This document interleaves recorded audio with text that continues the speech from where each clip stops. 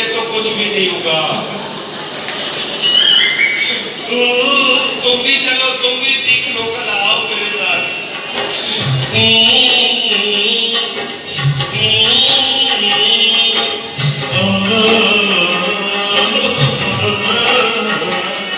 मेरे देश की धरती डंडे उगले उगले कट्ठों पे, मेरे देश की धरती महाराज रक्षा करो प्रभु, महाराज ठगाया गया हो महाराज। महाराज ये क्या कला सिखाई? आप तो कह रहे थे सब पे धान उगेगा, लेकिन हमारे खेतों में कोई धान मान नहीं होगा। ये लट्ठू के प्रभु, ये लट्ठू। बस संसार में कोई किसी को धोखा देता ही नहीं।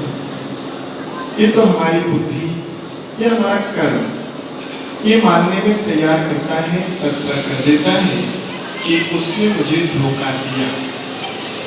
अब तुम्हारी जेब में रत्नों की पोटली रखी हो और तुम खोल के ना देखो तो धोखा किसी और ने नहीं, और तुम्हारी ही बुद्धि ने तुम्हें धोखा दिया कि तुम गरीब हो।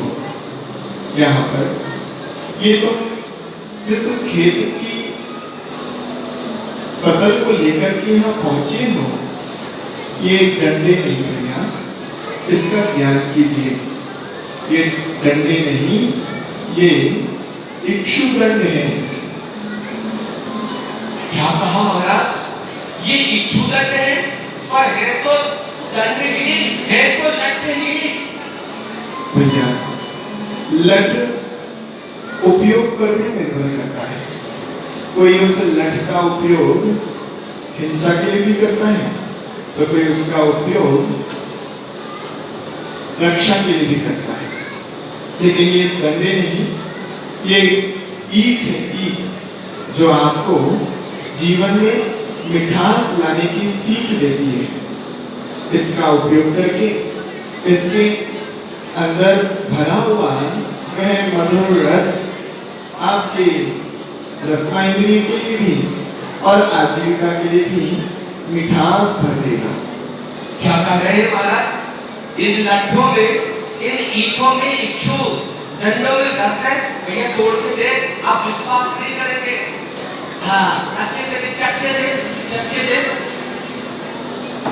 चक्के दे।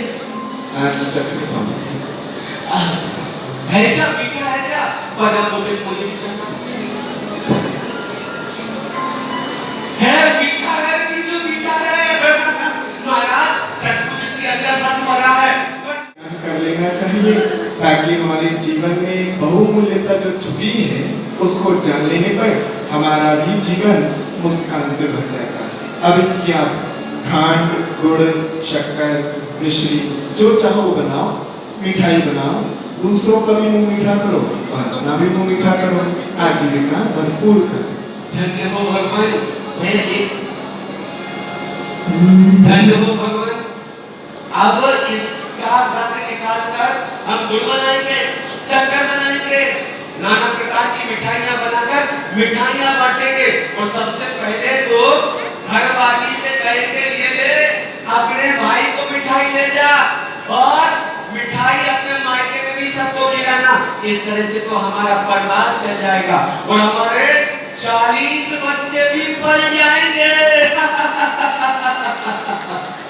पर ध्यान रखना एक बात कि जिसने जो पुरुषार्थ किया है उस पुरुषार्थ का फल सबको मिलना चाहिए।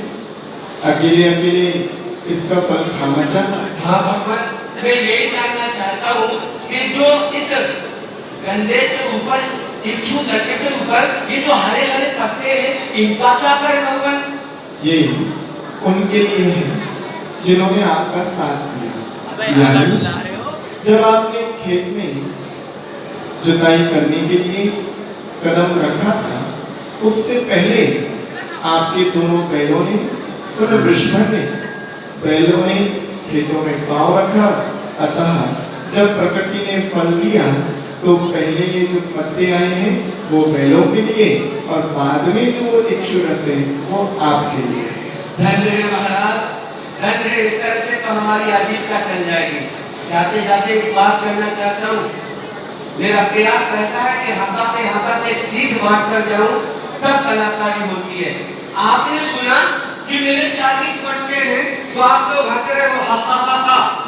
पहले इतने ही बच्चे होते थे।